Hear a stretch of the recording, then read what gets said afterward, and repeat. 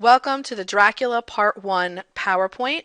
We will be going over background information for Dracula, which was written by Bram Stoker, who lived from 1847 to 1912.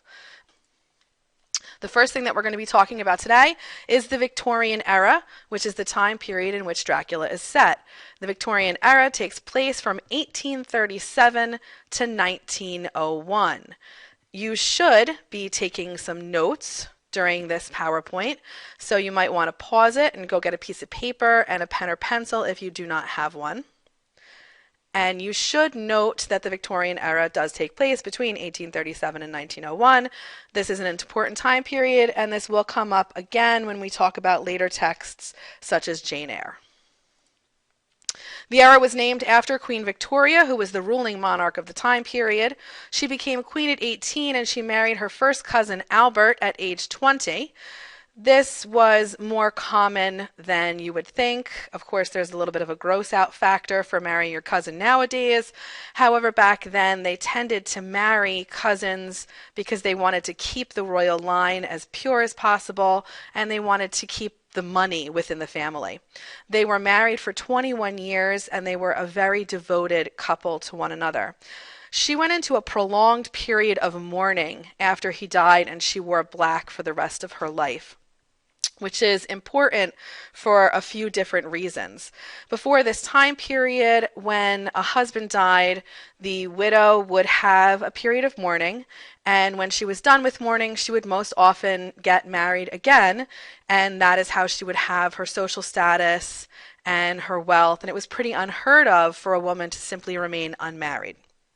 What Queen Victoria did by not getting remarried and by, sort of becoming a widow popular, was she enabled women a certain amount of freedom that they didn't have before, because after their husband died, it would be acceptable for them to remain single and not get remarried, and thus not find their identity only through their husband. The people really loved Queen Victoria. Becoming a widow became very fashionable because of her, so you'd see a lot of women wearing black for prolonged periods of time because that's what the Queen did. Her reign was a period of prosperity. The British Empire was overseas. There was the industrial improvements that were occurring at home. A large educated middle class was developing during this time period. You will see some Victorian architecture here on the bottom. You'll see some Victorian school children. Education for children was something that was occurring more frequently during this time period, and Victorian dress. You will notice that it is an extremely conservative time period. Some Victorian era developments include widespread interest in paranormal events.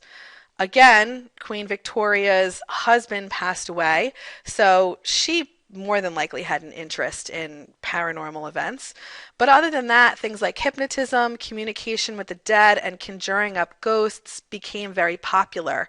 It would be quite normal to go to a meeting of people who were interested in ghosts, to have seances held in someone's parlor. There were institutes and educational foundations that were set up that researched these things just like they were science. Darwin's On the Origin of Species was published in 1859. In 1888, Jack the Ripper murdered and mutilated at least 5 prostitutes, so you have that going on as well. So socially, there's quite a bit. Paranormal activity, the idea of Darwinism coming up in this time period, and also one of the first very famous serial killers, and this interest in blood and gore and all that other stuff. And you see a lot of this in Dracula. There were also a lot of technological advances. The first railway, shorthand writing, the typewriter, the telegraph, the telephone, and the phonograph all occurred during this time period, and you will see many of these discussed in Dracula. Here's a phonograph. This is shorthand writing. This is referenced within the first 4 chapters. Jonathan talks about how he keeps his diary in shorthand. Shorthand is almost indecipherable to someone who has not been trained in it. It looks sort of like hieroglyphics. So if you are not trained in it, you can't read it. It's just not abbreviating things. We already talked a little bit about women in Victorian England and the fact that Queen Victoria gave them quite a bit of power and independence by remaining a widow.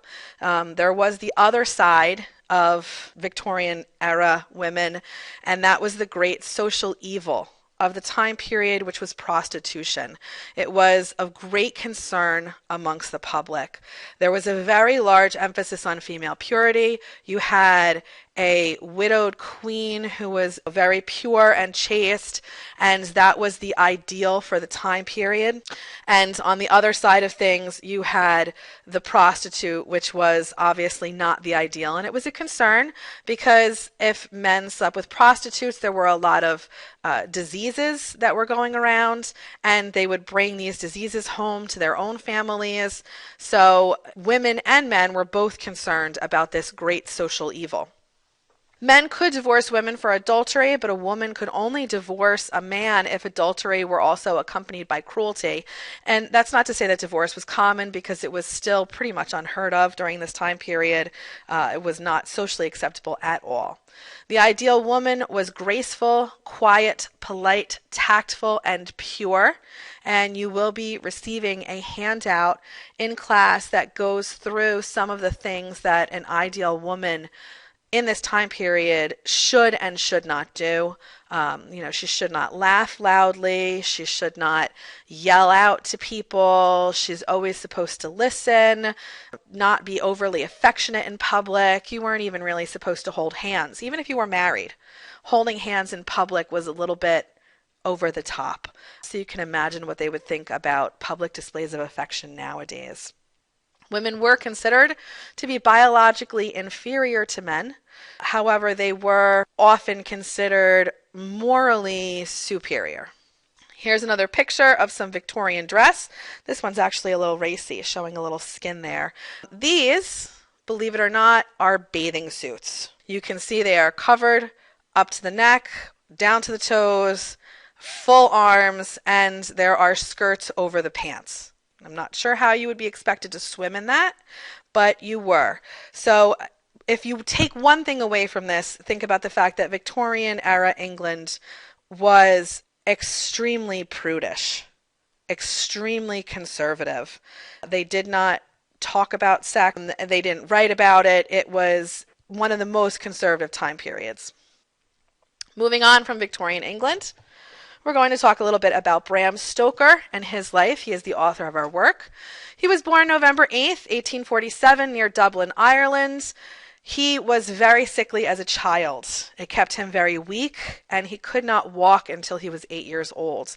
If you know anything about medicine and history, it was certainly not an exact science. They didn't know a lot of things. And one thing that was very common was bloodletting in order to try and cure people of whatever ailed them.